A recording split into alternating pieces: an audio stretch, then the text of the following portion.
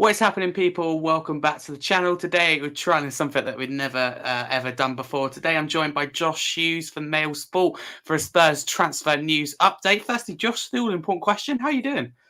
Yeah, doing well. It's one of those things that it's just a ridiculously good time to be a Spurs fan. And I never thought the day would come that we'd be talking about transfers this early in a window. So it's just, yeah, it's a bit of a wild time at the minute. It's all pretty rogue, and we're kind of trying to get used to this change, I think, to be honest. But yeah, it's just one of those things that it's going to be one of those windows where we're going to be talking a lot throughout the window about a lot of things going on. I think it's going to be a busy one. How are you doing, mate? Yeah, I'm very good, thank you. Yeah, good to hear you well. So, like you said, it's a good time to be a Spurs fan. Absolutely loving it, how quickly we're getting the business done as well. But reminder, if you are new to the channel, don't forget to smash that subscribe button. Any questions for Josh, his opinion, etc., just get it in the comments below and I'll put it forward to him. But let's crack into it. First player I want to talk about, Timo Werner, because he got the Here We Go from Fabrizio Romano not that long ago. So, Josh, give me, what's the reasoning behind this signing for Spurs? Does it make sense? And also your thoughts on it? It's a win-win. £15.5 million it would work out if we wanted to buy him permanently at the end of the season. Okay. It's an option to buy, not an obligation. So it means that we don't have to buy him. So if he flops, like a lot of fans seem to think he will, or like the Chelsea fans are hoping he does, see you later and send him on his merry way. If he succeeds, and I think he will succeed, that's my gut feeling. Of course, we don't know until he's kicked the ball, but it could be a deal that we talk about for years to come, because £15.5 million in today's market for a player that has the attributes that he has, it's an absolute snip if he can get the best out of him. So from what I understand, he's had this very, very quick, it seems, Zoom call. These Zoom calls are becoming infamous with Ange now. He has to have it's a proper job interview, like Alan Sugar on The Apprentice. You've got to prove your worth to Ange Postecoglou. He's going to test you. He's going to ask you questions. He wants a team of mentality monsters, and I don't think we can argue against that when we see some of the players that have come into the club, the likes of Vicario, Van der Ven, Udogie, and Pedro Porro. So it was a quick chat. He wants to play for Spurs. He wants to play for Ange Postecoglou. It's not going to cost us a penny in the short run other than his wages, which, yes, they're going to be pretty high, but it's an opportunity for him as a player, because he either stays at Leipzig and sits on the bench, or he goes to Spurs and he could sit on the bench, but he has an opportunity to fight for his place. And what this screams to me is, and the thing that we should be focusing on a lot more than just the goals or the lack of goals in recent in recent kind of last couple of years, if you will, is the fact that he's still averaging 1 goal every 4 games, which is better than what we've seen from a lot of players. And is also building a team where it's about your overall game. It's not about, your job as a striker. And we're obsessed with this as fans. They have to have this crazy goals record. But it doesn't matter who scores, as long as you're contributing to the team and you're doing your job. The thing that screams out for me, more than anything, this being a win-win for kind of player and club, is the fact that this is a player with a point to prove. The Leipzig manager has come out and said that he wants to fight for his spot and earn a spot at the Euros, the home Euros for Germany. And at a time where Germany's national team has been so poor of late, and there's a lot of change going on under Julian Nagelsmann, he wants to be part of that. And the way of doing that is he's going to go to a league where he was abused. He's going to go to a league where people ridiculed him, and he's going to want to shut people up. So for me, I think we're getting hungry Timo Werner. And in this system, a pretty dangerous prospect. What do you think? Yeah, no, I completely agree with you. Well said. I think that it kind of makes sense as well. Valise out injured for 2 months. I love Richarlison, Scarlett as well. I think will play a part, but you can't carry us to the end of the season. Werner, I think at Chelsea, a lot of people saying like couldn't finish his dinner, etc. I thought we always played well. It was just whether he's finishing, but I think that can be worked on. over time. So for me, it's risk-free. It makes sense. Potentially high reward. If it doesn't work, he goes back 6 months. Back to Leipzig, and it just his pace as well. I think he really suits Ange's system. So, yeah, I think he'd definitely get on, at Tottenham. But now moving on to Dragusin, or have you say his name? What do you think he'll work out at Tottenham? Do you think he'll be a Tottenham player come the end of the window? Radu Dragusin, really interesting. I'm not, I said this on another stream before. I'm not gonna say that I know lots about him because I don't. I really don't. I've watched one game. And I watched the game against Inter. I saw his performance, I saw his goal and his overall play. I think it's a pretty good litmus test for a first game to play the team that is by a long way the best in Italy at the minute and one of the best in Europe. And he was superb, but it's too early to tell for me. My reaction was the guy has eaten his Weetabix. He's absolutely jacked. He's built in a different way. I mean, there's the photo that we will have all seen on social media of him with a very baby-faced Kulusevski and Bentancur, and there he is at the age of 18, younger than both of these, looking 10 times older. What we are going to get from him is he's a different type of defender. He's the type that when you play against the big forwards in the league, the Isaks, the Darwin Nunez's, the Erling Haalands, he is going to be well up for the challenge, the physical challenge, both aerially and on the ground. He's pretty quick. He's pretty nimble. He ticks the boxes. You need to be tall. You need to be quick. You need to be a beast. You need to be a mentality monster to play for Ange Postecoglou. And he's got that. Now, the big question mark fans have had has been about his passing ability. I think it's too early to tell. I think I've seen, some compilations where it looks like his passing ability is actually not bad at all. But he does play in a Genoa team where they're not set up to play out from the back like we are. So it's a different game. He's going to need time to adapt. But the key thing that I understand from this situation, so Spurs, the latest reports are Spurs are willing to up the offer for Dragusin closer to the 27, 28 million euro mark.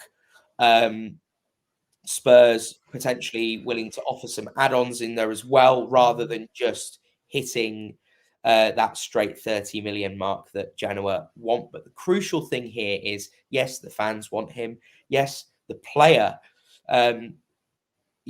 is looking to leave Genoa. But the most important thing with the Napoli interest, which is the thing that people are like a bit unsure of, he wants Spurs, is the thing that I keep getting told repeatedly. He wants the Premier League. He wants this move to Spurs.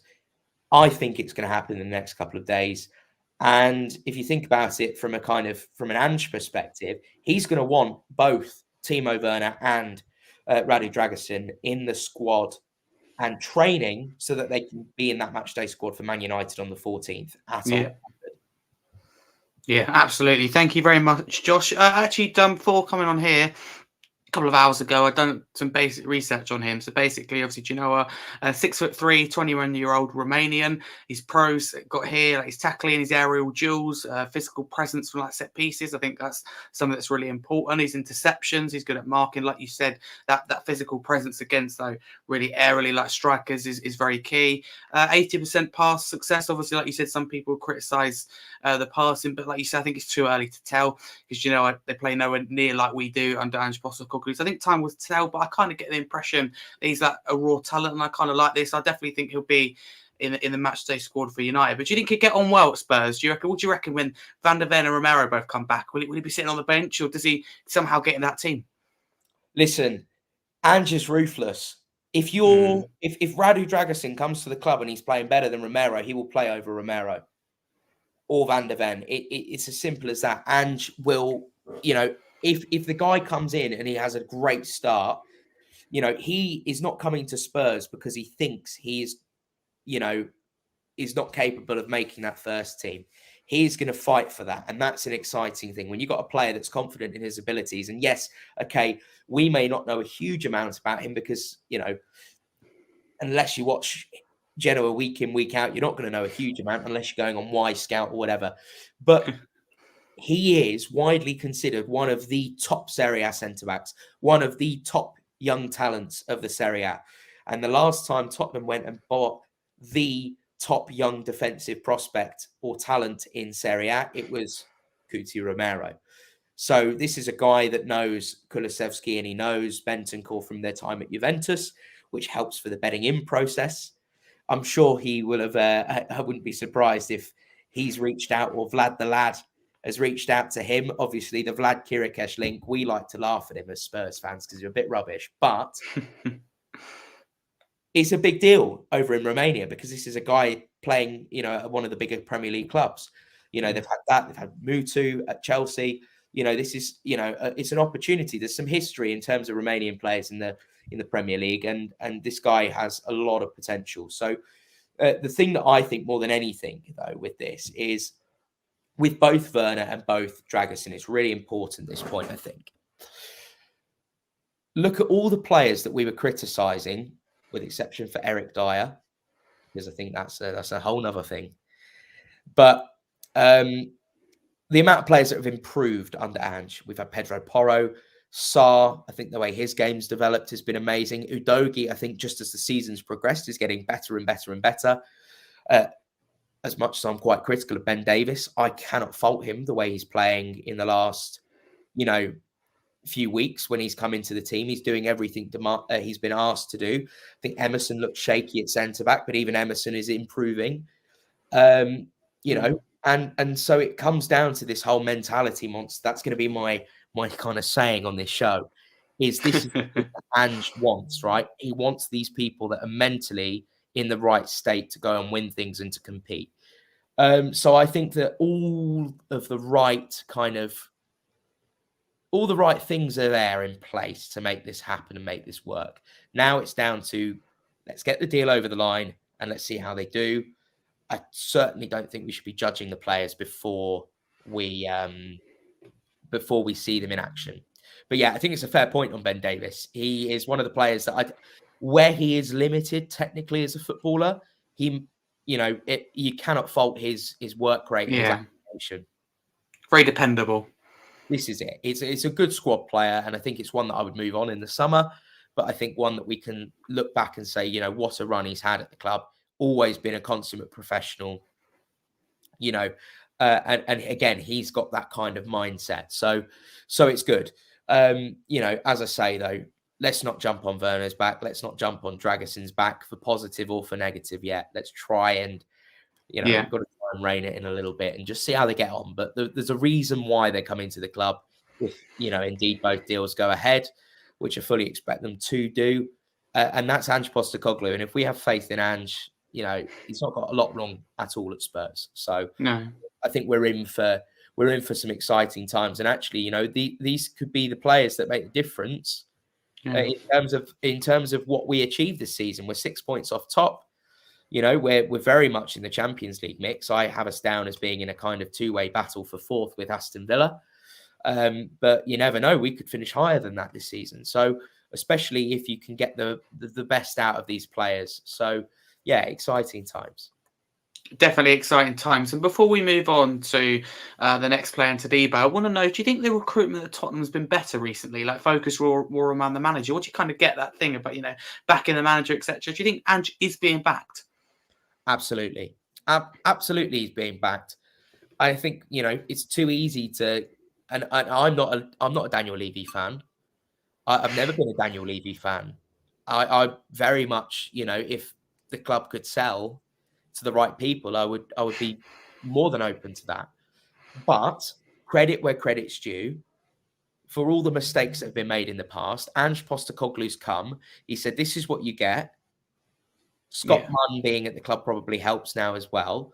But we've seen a shift anyway when Paratici came to the club. Langer has, an amazing reputation at Aston Villa. John McGinn, Ollie Watkins, Douglas Luiz, So it's a great kind of position that we're in from a recruitment and scouting point of view. The club is transforming. We're finally acting like a club of our stature in that regard. But ultimately, the fans are buying Ange, the players are buying Ange, the board have to be buying Ange as well. And if everything like this is, if this is all positive right now, considering how bad last season was and how depressing it was for us, I think the board would be idiots to not back Ange at this point, because this is a point where we could, with a good January, what could be 2 years away from us, we've bridged the gap significantly quicker than we thought we would. And that from what we can achieve in this next 3 seasons after this one with Ange, maybe even longer, it's really, the sky's the limit, really. And we can compete in any competition, and I'd back us to beat any team if we continue doing what we're doing and we continue to back. We still need to spend some money, but I'm very open to us doing clever deals that are right. And ultimately, if Ange wants the player, Ange should get the player. That's my view of it all, at least. Okay, thank you very much. So the next player I want to talk about is Todibo, because it's gone a bit quietly recently. Obviously, the Dragusin thing's taken over. Do you think, and should fans expect 2 centre backs, or is one more realistic? Because am I right in thinking Dragusin's also going to be the cheaper option? Dragusin would be the cheaper option by a few million. Okay. He would be cheaper by maybe 10 million max. Okay. But ultimately, that's a difficult deal to do. And we've got to think about this logically. Yes, Todibo is a superb defender. I really rate him, would love Todibo at Spurs. But there's no way you're going to buy 2 centre-backs of top quality that are going to sit there at Tottenham when you've got Romero and Van de Ven. And you've got Ashley Phillips. You've got Alfie Dorrington. It's not going to happen. So I would expect 1 centre-back, in answer to your question. But what this is about is we have depleted at the minute, as we have been for a lot of the season. We need a defender who's going to get done soon and be in that squad for Man United, and is going to be able to deliver for Spurs straight away. Todibo is a top player, but you've got Sir Jim Ratcliffe, who's in charge of Nice and his Ineos group. It's going to be difficult, isn't it? It's one of those things. Naturally, Man United could do with a centre back. And they're going to play, play tough with Spurs because they know the money that Spurs has. Yeah. They know how much money we have, so they're going to try and squeeze every penny out of us. It's not a deal that is particularly viable, as much as it would have been exciting, and there was and has been genuine interest. And I'm sure Tottenham will remain interested in him, provided he doesn't get, a big move elsewhere. It's not going to happen, though. It's not going to happen this window. And I think that, we should firmly shut the door on that one. And we'll just see what happens further down the line. Okay. Yeah, thank you very much, Josh. Next player I want to talk about is former player under Ange Postecoglou, Jota, for Celtic. Do you reckon he's gonna come in? And because we signed Timo Werner, do you think it will still go ahead, or is that Werner instead of Jota? Well, that's to assume that Werner is exclusively a winger, of which I personally think we should be playing him as the striker. Yeah. Jota's different because Jota is more right wing than left wing, or kind of in the middle. You play him on the right. He is exactly that type of caliber of player that we need, which is I put him in the same bracket as a Michael Olise, where you need a winger that is going to be rapid and willing and confident and good enough on the ball to run at defenders. Because what's been our problem in the attacking third this season, it's pass to pass to pass, trying to score this perfect goal that we're not going to score, failing to kill games off at times. Now, have a player that can run at defenders. It drags the defenders out naturally. You create gaps and pockets. When you have Maddison back in the team, he can pick those locks and we'll have a lot of joy. Jota's a weird situation, really weird situation. We've been reporting at Mail Sport since about kind of October time that Al Ittihad were going to potentially rip up his contract. Is he going to be released? Is he going to stay at the club but be loaned out? No one really knows right now. There's a lot of speculation in the media in Saudi Arabia and in the Middle East generally about this. There's a lot of kind of different things being said here and there. There's a lot of hearsay going. Is Jota a realistic signing? Absolutely, I think it is. Is it a deal that I expect to be done soon? No. There's a lot of kind of moving parts. There's a lot of things that need to happen to make this work. One being Brian Hill. We ideally need to secure a permanent move for him. I really like Brian Hill. Unfortunately, the physicality is the problem. Do you You think know, that can be improved on though? no, no, it can't because this is No. genetics. It's his Well, genetic. some people say Gareth Bale though. Went away in the summer, bulked up a bit. What do you reckon? Gareth Bale is, well, I think a taller player, broader anyway. He was naturally broader. He's came in as initially kind of as a defensive player. It's not, yeah, it's not the same as being, he's got the frame. You're probably the same build as Brian Hill, and you're in your 15, right? So Yeah. that's what we're talking about, really. He's got the frame of a teenager. Um, Yeah. And it's one of those things that it's not really, I don't think that can change. He's a tremendous player. He's very highly rated in Spain. I love his application. I love his football brain. And I think he's a very technically gifted footballer. But that physicality doesn't work for me in the Premier League. And so I would love to see him go and get that move that he deserves and Where see do you his. think it will be? Do we be back in the Spanish league? I think so. I think so. But the problem is we can't keep loaning him and then running his contract down and then Yeah. eventually get no fee. We really ideally need, him to go somewhere where he's gonna play, and that somewhere that can afford him. Or if we are going to loan him, needs an obligation to buy. So yeah, it's one of those. I think that's the moving part for that kind of deal. I would expect something. I wouldn't say no to this one. I'm not going to say yes for definite. Kind of sit on the fence a little bit, but I think this is one that I would expect to happen a bit later on in the window, to be honest. Yeah, okay, thank you. Obviously, we discussed the like work of Werner, Dragusin, coming in. Do you think there'll be anyone else that could potentially come in for Tottenham this window? Anyone they're looking at or like the look of? Well, there's a lot of different players that Tottenham are looking at. There is probably about 10. There was about 10 strikers that Tottenham were looking at. Wow. And this is the thing. All clubs are like this. It's not just Spurs. All clubs at this level will have 5 to 10 players in each position that they're looking at. And, you know, of that, you speak to them, find out, you suss things out, what have you. Another one of those kind of positions, and I don't think it's priority for this window, but there's a lot of speculation about Pierre-Emile Højbjerg. It would appear that he's not very happy at the club. I've long been a defender of him in that I think that he is criminally underrated and criminally kind of abused by our fan Yeah. base.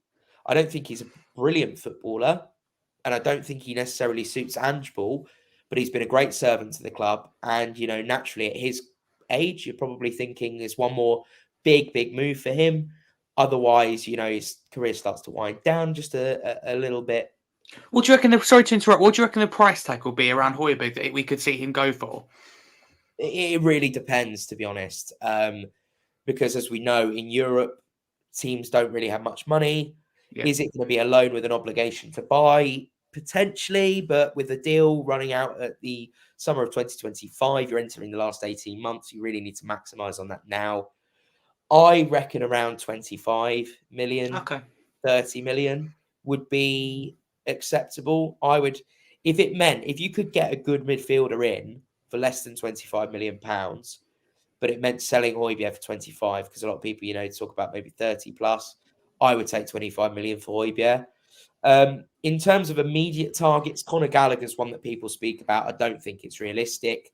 You'll remember, Harry, I messaged you about this when the initial Dimarzio links came out, and I just said it's utter nonsense. There's no chance. It's never going to happen, is it? He's a very key player under Poch. Poch might as well walk out of Chelsea if he goes. He's so important to the way they play, and there'd be a lot of money as well. I just can't see it happening. The whole thing is just bizarre, right? The whole thing is just bizarre. So yeah, you've got that, and for me, the way that I see it is, yes, there are players there, but maybe I think that's more of a summer thing. So some of the players that we like, for example, Arthur Vermeeren. I spoke with Sacha Tavolieri, the Belgian football journalist, earlier in the window, and he confirmed that amongst the clubs interested, of which there's been speculation about the likes of Dortmund, you know, and a lot of clubs looking at him. Royal Antwerp midfielder, very impressive, 18, 19 years old. He's one that Spurs like, but any deal, if that was to happen, which I think is very unlikely this window, they would want him loaned back. So I think summer is more realistic. And yes, it is true that Spurs are one of the probably a million clubs that have real and genuine interest and are monitoring Jude Bellingham's brother. Spurs were looking at him and have been looking at him for a while. He's Do you think another. it'll happen? I don't think so. I don't think so in January. I don't think that it would be right for him. I don't think it'd be right for Spurs. I think someone like Joe Bellingham needs to stay where he is, continue his development, push Sunderland into the playoffs and maybe even up to promotion to the Premier League. And then I think there's a conversation to be had. Seeing him against Newcastle when he was tested against, you know, much better players, I think he wasn't horrific, but he wasn't great. He didn't stand out in a positive way. So which indicates to me that yes, there's talent there. He needs to apply himself and keep going. So young, as I say, but there are so many clubs looking at him, including Real Madrid, including Borussia Dortmund. I know Spurs are one of those teams, but probably just about everyone. I think Newcastle's even one of those teams. So, do you think he'll be as good as his brother though, Josh, or do you reckon Jude Bellingham's just another level? well, there were reports claiming that one of his youth coaches felt that he has more raw talent than Jude did, but the difference was application and was up there. Okay. I don't think I can say any player in world football right now is better than Jude Bellingham in that position at all, or in a midfield role. So, you know, who knows? We might have the Bellingham brothers playing for England in the future. What a sight that would be at a World Cup. Wow. But for now, you know, I again, it's one of those things that we are one of many clubs. There's nothing, you know, kind of concrete there. It's nothing that we should be getting too excited about just yet. You would expect a club like Spurs to be monitoring the situation when there is a talent like this. So yeah. Yeah, okay, thank you. And with Eric Dyer with Bayern Munich, what is the latest on that? And do you think it will be done? Yes, so with Eric Dyer, it is a case of him now waiting on Bayern Munich to make that final decision. Bayern Munich have offered him a contract. He has agreed all the terms. Everything is done and ready to go. It is literally now just the green light from Bayern Munich to say, yes, this is the player that we want, or no, sorry, we found someone else. Now, wouldn't it be typical Spurs for him to end up still at the club? Aren't they linked with PSG's like player who can play a couple of positions by Munich, and aren't they narrow it between the two? Or have I got that wrong? Yeah, so they're looking at Nordi Makuele from PSG, who can play on both fullback positions. He can play in the centre back role, but it's one of those things that there's price, there's all sorts of things that are going to be coming in. He'd be more expensive though, I thought, right? But isn't he 4 years younger roughly than Dyer? Yeah, he is. But look, for me, I think he'll go regardless, Eric Dyer, this window. So I wouldn't worry about that. It's just quite funny that he could leave Spurs and go to a club and win a trophy, and all the things he couldn't do at Spurs he can do probably without even kicking a ball. Harry Kane's going to be very pleased to see his old pal there, I'm sure. And Tuchel seems very complimentary about Eric Dyer. You know, in the past, but you know, recently he was asked about it and he basically said he knew nothing about it. That's just manager. Wow. That's just manager game. Yeah, very clever. Yeah. Josh, can I ask you what position, if Dyer goes to Bayern Munich, do you think he'll play? Because obviously he's been a defender recently. Do you think he'd be that defensive midfielder back up for Kimmich? Because I think, could be wrong again, but Kimmich, hasn't he got not that long left on his contract or something? And Bayern a bit concerned. So Bayern are prepared to actually sell Joshua Kimmich for £25 million is the figure being quoted. It's a good deal. An absolute bargain. So shock, Pep Guardiola and Manchester City are all over that. Can we do a deal with Bayern Munich, like a swap deal? What do you reckon? Terrible business for Bayern Munich. Someone would need sacking if that was the case. I think he plays centre back because I think it's a slower league. I think he can get away with it, Yeah. which he can't do in in the Premier League. Certainly not in Ange's kind of system. So I think that's probably where he'll play. But again, yeah, we'll just have to see. I think that's going to happen. Don't worry about it. Fear not. I think he's going. Thank God. Do you think? Would you make of it though? Before we move on from Eric Dyer, obviously been there 10 years. Where do you kind of stand as like in terms of his moments over the years? Some people are really critical. Do you think some people are harsh on him because has he had good moments, like a good servant? What do you reckon? Well, people are always abusive to players on social media. That's a natural thing, and across Mm, a fan base, you're going to get people that do that anyway. But yeah. look, let's be real. He started off well at the club. His debut goal is probably one of the memorable Spurs debut goals. Last minute sliding in, rounding the keeper against West Ham. Brilliant. He was, for me, very good as a holding midfielder in that Poch system. Mind you, he was also alongside very, very good players. Dembele, Wanyama, yeah. Then he was doing the kind of the hokey cokey with whether he plays as a centre back or whether he plays as a defensive midfielder. He decided he wanted to go centre back, and that was the decision that was made.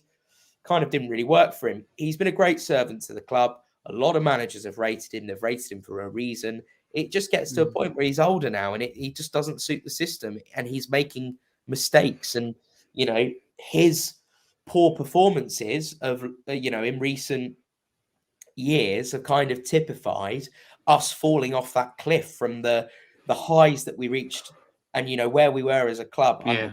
Pochettino, challenging for Premier League titles in the Champions League, to suddenly, are we going to be in a position where we can get into Europe again? And his Yeah. performance has kind of typified that. I think he deserves to be respected, and all of the people that do abuse him, and I've certainly not said the nicest things about him in the heat of the moment.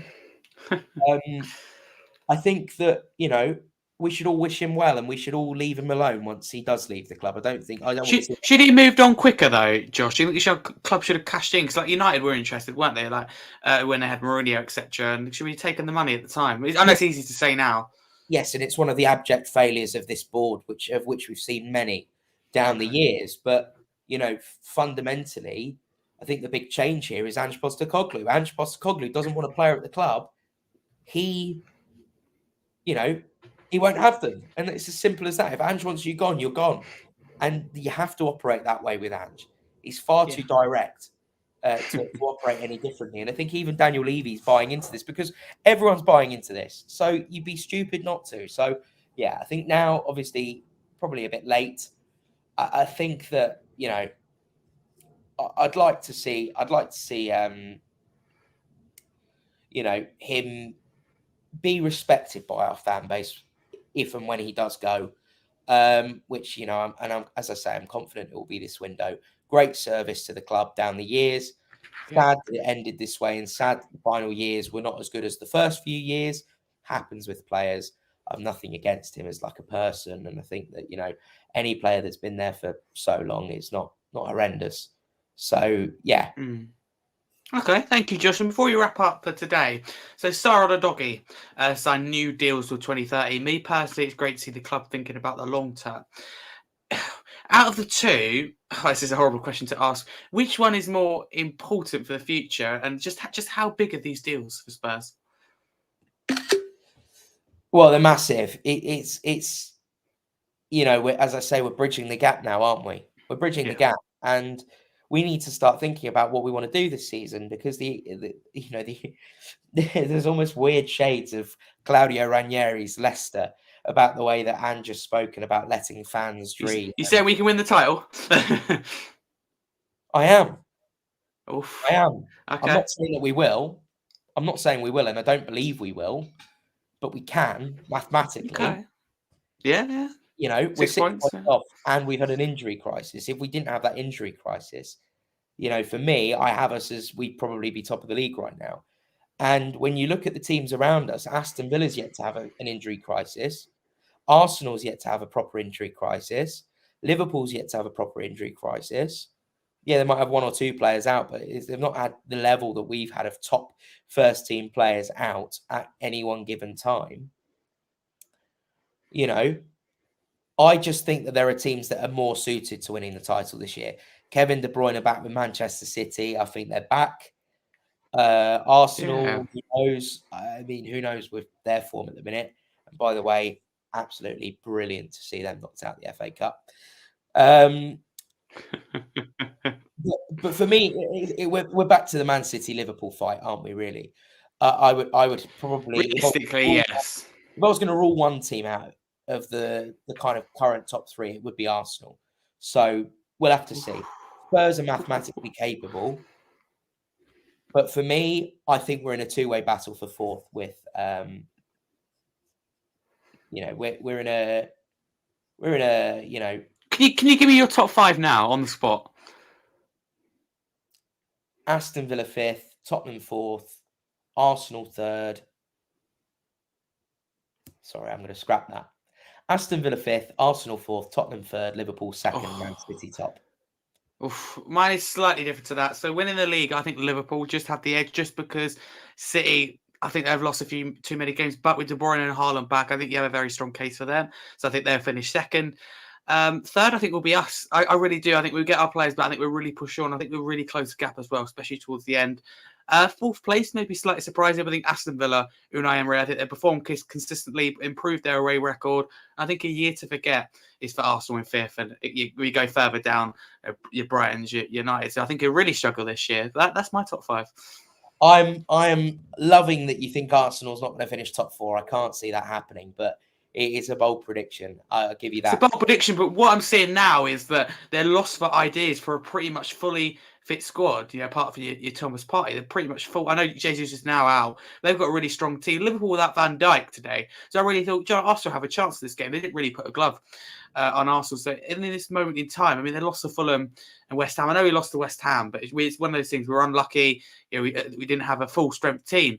We beat Fulham at home, etc. So I think at this moment in time, Arsenal aren't in a good position. But who knows? The beauty of it, Josh, is us as football fans, we all want it to be close. And I think it is going to be one of those that's close. It's good to see not a team running away with it.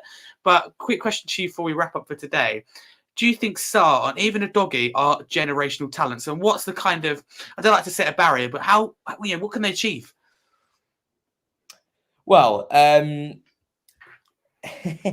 you imagine if when Sarr and Udogie are both kind of fully developed?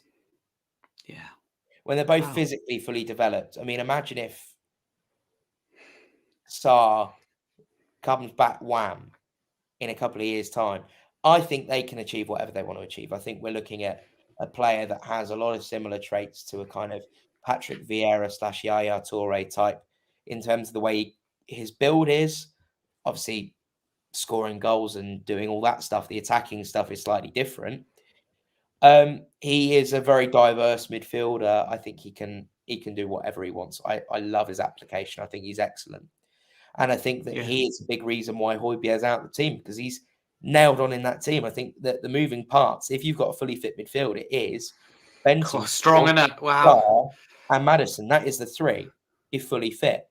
So Bentancur, if fully fit. Udogie, I think next season everyone's going to be widely talking about him as the best left back in the Premier League. I think he is right now. I've got to be honest. I really think he is right now. Way ahead of where he should be, along with Sarr. I actually tend to agree. But I think Liverpool fans will have an argument about Andy Robertson. I think that's a fair. But they've both been injured. Do you know what I mean? He's been injured all season. So based off this season, in terms of performances, Udogie for me, I mean the stats tell you that as well. I think he's been, for me, the best left back in the league. And like with Vicario, for me, he's probably the best goalkeeper in the league, followed very, very closely behind Alisson, who I really highly rate. And Sarr, I like Sarr, but midfield I think has been very strong this year in the Premier League, Aston Villa's midfield, etc. So I don't think he's quite there. But I really think that Sarr, I knew he was going to be a good player when I watched him at the San Siro North London derby. I'm going to make a bold prediction for him, right? For the Ballon d'Or 2026. Sarr has his name on it. I reckon he'll be nominated in it, and I think he has a big chance of winning it. I really rate the kid. After what I saw last year, San Siro North London derby, right? 2 games where we both lost, 2 bad performances. And for me, Milan, he was the best player on the pitch. And against Arsenal, the joint best player on the pitch with Odegaard. That says something when you play that bad and you lose that badly against both teams. Should have been more in both games. So I really think the sky's the limit for Salah. Would you agree? It is, but I'm not sure he's going to win the Ballon d'Or. I think as long as a certain Jude Bellingham is around, I think that he's far more. Yeah, that's true. I think he'd be a nominee though. 2026. I think he'd be there. I really fancy him to be in around. We'll have to see. Harry Kane's technically been on the nomination kind of thing, so we'll all have to wait and see. But look, their potential is crazy. The potential is crazy. We've got a lot of players with crazy potential. Van de Ven. The future's bright. It absolutely is, and it's one of those that I'm kind of, I'm just enjoying the ride. I'm just enjoying the ride. That's all we can do right now. Yeah, exactly. And that is it for today. Spurs transfer news exclusive with Josh Hughes. I do hope you enjoyed it. If you missed it, you can always listen to it back on YouTube anytime. Josh, where can people find you? For people who don't know and want to keep up to date with all the Spurs transfer news the rest of the window. At Josh Hughes TV, although I hate to say this. So I mentioned Sasha Tavolieri before, who I speak to every now and then on Twitter, and he has just tweeted Genoa rejected a second offer from Spurs of 25 million euros plus bonus. Radisson sold his image rights to an external company, which is a no for Napoli, who ask all their players to give the club their image rights. Genoa are in no rush to sell as the money needs to be invested in the same transfer window. Due to the transfers being limited for these two windows, they would feel better to invest the money in the summer rather than now. Oof. Expect Spurs to go back in, though. This is not something to be worried about. It's going to be done, the deal. Okay? There you go. You've had it from Josh. It's going to be done. Patience. We need another bid.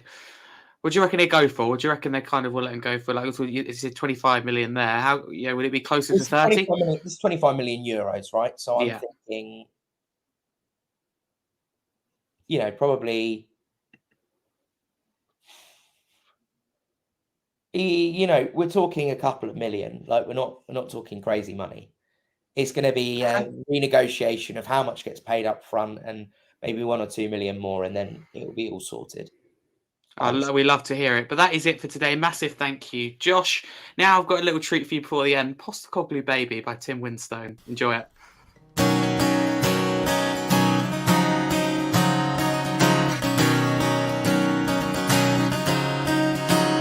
You were working as a manager at Celtic Park when we met you. We picked you out, you shook us up and turned us around. You've turned us into something new. And Postecoglou, you know that we believe it when you say you're gonna change it. And Postecoglou, we're the mighty Tottenham and nobody's gonna stop them. Oh, we look so fine in blue and lily white. And then he said to me, I'm from a land down under. Postecoglou, baby. Postecoglou, oh. Postecoglou, baby. Postecoglou, oh.